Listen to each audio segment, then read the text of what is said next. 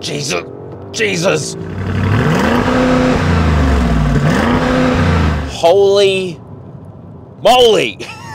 Hey guys, check this out. We have the Audi SQ7, the super SUV from German luxury brand Audi. I assume that's how you say Audi in German. Now, the Audi SQ7 has been out for quite a bit of time. It's gone through a facelift or two. It looks a little bit different, but the biggest change doesn't come from cosmetics like most facelifts. The biggest change comes from the new petrol V8, the twin-turbo V8 living under that bonnet, which is frankly quite terrifying, as you'll see in today's review. And while the Audi SQ7 is definitely showing its age, especially some elements of the interior, it also comes in substantially cheaper than its closest competitor, at least sold here in Australia, the BMW XM M60i, which on paper is actually worse performance than this. So today I'm going to take you for an exterior tour of the Audi SQ7. We're going to move on to the interior. I'm going to tell you all the good and the bad. We're going to performance test it, see if it can meet its claims 0 to 100 of 4.1 seconds.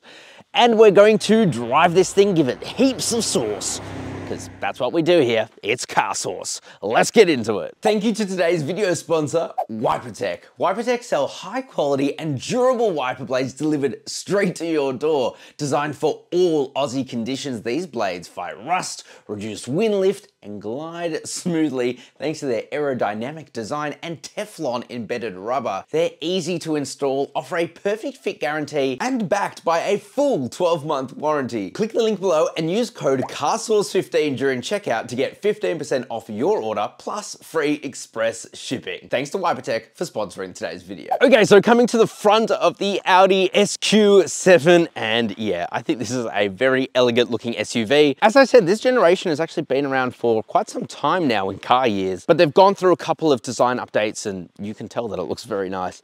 I love the daytime running lights here. You've got very bright LEDs and you've also got your turning signals there. You have these huge vents for one intercooler and you've got another intercooler on the side because this thing, as I said, is twin turbocharged.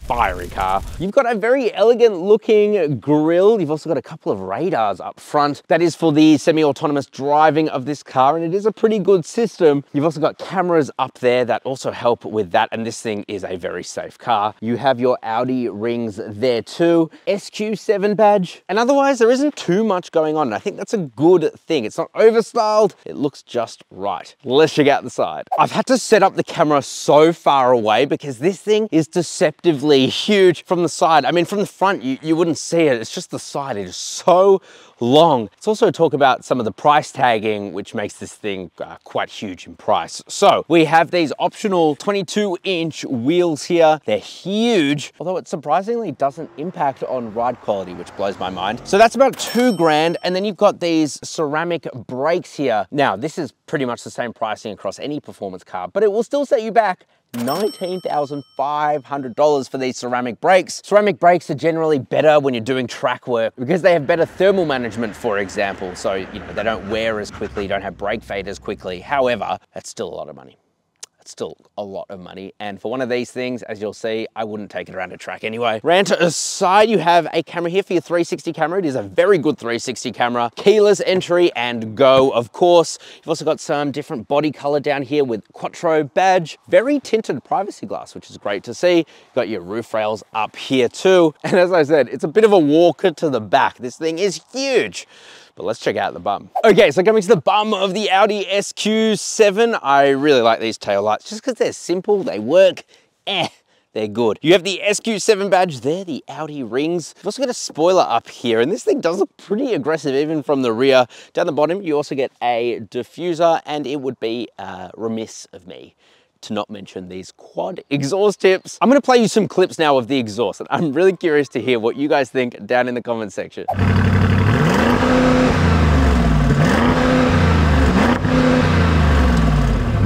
while we're here, we might as well talk about what it can put in its old bum. Yeah, I love that the whole tailgate comes up. Very cool. You do get a huge amount of storage in the back. You don't really have any underfloor storage because that is taken up by all of your Bang & Olufsen stuff. We'll come back to that $13,000 option or so later. To drop the third row is pretty easy. You just pull on a couple of tabs, then you press these buttons here and they just fold down. Very bougie. Then you get actually quite a decent amount of space. In fact, it's very good. Now, putting down the third row is a bit more of a pain. They do all fold individually, but once you get that down, you get a very flat loading area and just a huge amount of space. It's unreal how much this thing can fit inside of its bum. Am I gonna get demonetized for that? Nah. We'll find out. Anyway, that's all very impressive. Let's check out the interior. Okay, so coming to the interior now of the Audi SQ7. What's it like in here? Well, for the most part, it's really, really nice. You, of course, have soft touch materials everywhere. That is, of course, real leather. You do have the German rainbow in here. It is just a mix of different types of gray. It does have very bright ambient lighting, though, so I do like that. What I don't love is the huge amount of piano black plastic. It's dusty on a lot of surfaces. It's not scratched, which is a good thing, but yeah, I don't love how dusty it is. The tech in here is going to absolutely wow you because we have the sensory pack here, a $13,300 option. My, it's quite expensive. You do get the Bang & Olufsen 3D sound system, and the tweeters here, they rise up out of the dash. It's very extra, but it's pretty cool. You've also got these metal grills here, and it does sound epic. I'll give it that. Now look, do you need that option pack? Absolutely not. Yes, it's nice to have this like Alcantara-esque headlining and even the massage seats up front, which, oh, they are very good. But it already comes pretty well equipped as it is, so it's not necessary. Although I am quite surprised that the cooled seats are a part of that package, but the heated seats aren't at least. Let's talk about the seats though. They are this beautiful leather unit, very, very supportive. You can adjust them however you like. And I really like it in this gray, but they also come in just a standard black, of course. Speaking of leather, the steering wheel is the classic Audi S steering wheel. It's literally perfectly proportioned. A lot of P's there. But you know, you grab onto it and it's just like the perfect width, perfect ergonomic shape. It's really good. You've also got buttons here to control your digital instrument cluster, which is very good. It shows you a bunch of different information. You can get your full-size maps there too. You can just cycle through a bunch of different menus. You can literally see everything up front. But even if you don't want to, you don't have to because you've got another 2 screens here. Let's start with the top one, which, listen to this haptic feedback. It's almost aggressive, but it does feel very nice. It's just got a really strong vibration motor. It's very snappy, very responsive. You can have your maps there, or you just use Apple CarPlay, which is what I do, and it's wireless, which is very good. And technically, your air conditioning controls are relegated to a screen, which has its own haptic feedback sound. Listen to this. But it is incredibly easy to use, so it's probably the best implementation of this screen. By the way, this car does also have that perfume spray as part of the sensory pack. That's probably not necessary. I do love the shifter. I don't know why, it just feels really like substantial in the hands. If we open this hidey hole up, you get a couple of cup holders and a 12-volt socket in there. The armrest does have a very nice sliding mechanism. You lift it up and it's got a tiny bit of storage, wireless charger, 2 USB-C ports. But yeah, storage in here isn't great. You do get a pretty large glove box though, I'll give you them that. Also on the right side of the driver, you get a little storage area there too. And the door bins are pretty big, but for such a large SUV, I really would have expected a little bit more storage in here. And frankly, I think it's just a limitation of this design. Yes, it's gone through those facelifts, but it's probably in need of a new generation, at least coming up to it. For most people, you're gonna be totally happy, but I think if you're a bigger family, that's something to consider. But yes, as you're driving along, sitting up front, this is such a nice place to be, as you would expect for an Audi. Let's check out the back seats.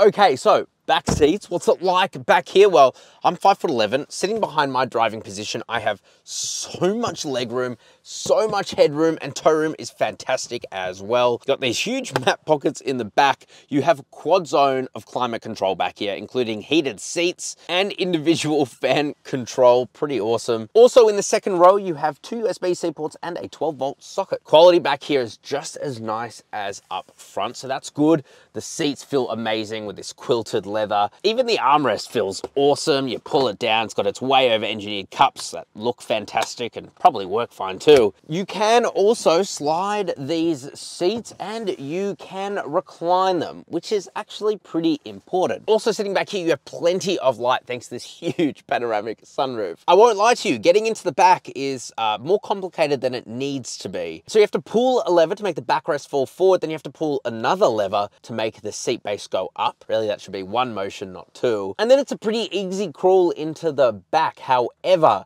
you're gonna find that you're going to need to pull these seats forward, which will compromise back knee room, as you can see here, at least if you're 5'11" like me, because there wasn't enough room for my legs. So headroom is awesome. Legroom, even with the second row pulled forward, is certainly not the greatest, and tow room is actually pretty good too. Also, amenities back there aren't great. There isn't anywhere to charge your phone, for example. You do have a little cup holder, but as far as I can see, there's no vents either apart from the window demisters. So it does seem like it's lacking in the third row, and frankly, a BMW X7 has a better third row setup if you are carrying a lot of people in the third row. But here on CarSauce, we care less about the third row than we do the driving dynamics. So let's launch it. Okay, so now we're gonna launch the Audi SQ7. I'm a little bit scared, I'm not gonna lie, because Audi claim that this will do 0 to 100 in 4.1 seconds.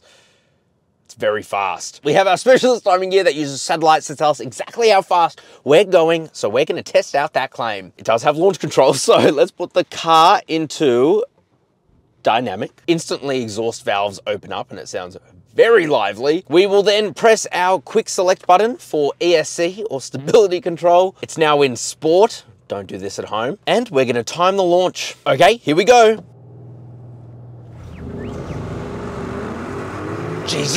Jesus.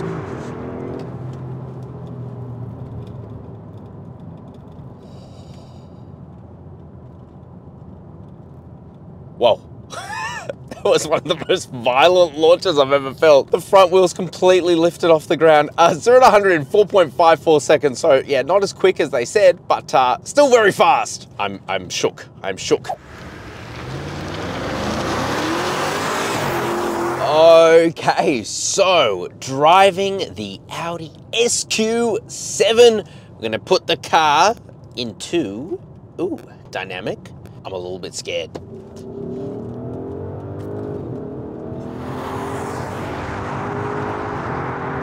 Holy moly!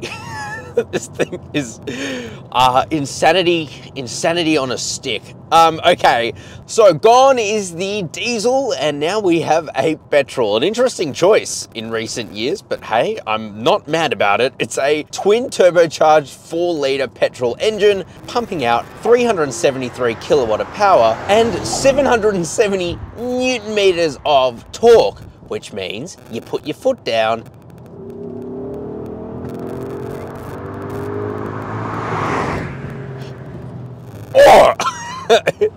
all of that power goes through to all wheels via an 8-speed Tiptronic torque converter automatic. I'm pretty sure that's a ZF unit. You can let me know down in the comment section though. And yeah, that means it's very quick to change gears. Sounds amazing. It's unreal. I swear, torque converters acting like dual clutches will never cease to amaze me. I'm almost speechless. Now, this thing does have air suspension, but even in dynamic mode, it's not like stiff. It's actually very manageable, but it does reduce a lot of the body roll. It's not completely gone. I'm not gonna say that this thing is a track weapon, but as far as giant 7-seat SUVs go, it certainly is. We also have the optional carbon ceramic brakes, which means that this thing is very, very good at coming to a stop. The G-forces are almost insane in both ways. It's just like, it's got the most beautiful sound. I will say, even though we're driving like an idiot, 10.3 liters per 100 kilometers is really not that bad. I'm not gonna complain. See, one of the things is when you put it, for example, into efficiency mode, which is genuinely what I drive this car in most, it has cylinder deactivation, which it's questionable how that will go for its long-term reliability, because these cylinder deactivation things have never been that fantastic in GM products, for example. However, I haven't heard many complaints about the 4 litre at all, and it makes this thing really fuel efficient. So can I complain? Probably not. Just like I can't complain about going up Saucy Corner. I can't believe we're here this quickly. Let's go.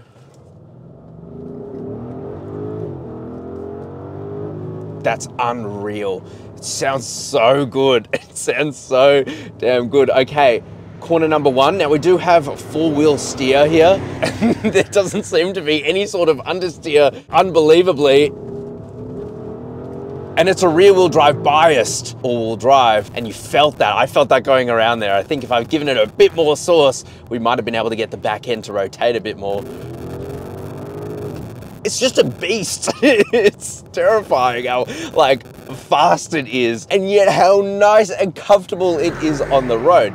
Yeah, you would expect that at this price point, but they nailed it. I'm going to put the car though now into comfort. I want to see just how comfy this thing can be. The air suspension slackens off quite a lot, and the ride just becomes so nice. It's also really quiet in here. Apart from that truck passing us. It's very quiet in here because of just all the soft touch materials, the leathers, this headliner, which is like an Alcantara type. But if we put on the adaptive cruise control, it also turns on our lane centering. And as you can see, the steering wheel is steering itself at this point, and it does a really, really good job.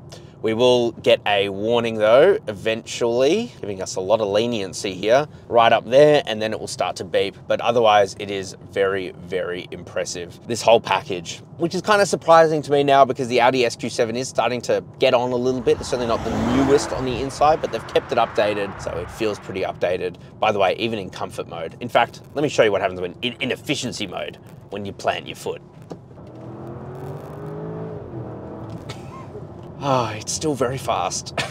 Okay, let's get into our final thoughts. Okay, so final thoughts on the Audi SQ7. Should you buy one of these hyper performance SUV thingies? Maybe not hyper, but certainly super. I love the engine. It provides so many thrills. The sound of this twin turbo V8 is phenomenal. Should you take one of these to the track? Absolutely not. Even with these optional carbon ceramic brakes, it's just not the best at cornering, I would say. But I'm glad that it's not meant to tackle the Nürburgring, but rather sit on the Autobahn, because frankly, this thing is so comfortable, way more comfortable than a BMW XM M60i. It's just nice and softly sprung in a lot of its modes, and it feels like a great family car you can live with. But I would say that this thing is best when you don't add any options to it. You don't add the sensory pack, you don't add the carbon ceramic brakes, then it becomes a really good value proposition. So yeah, it's a thumbs up from me for the Audi SQ7.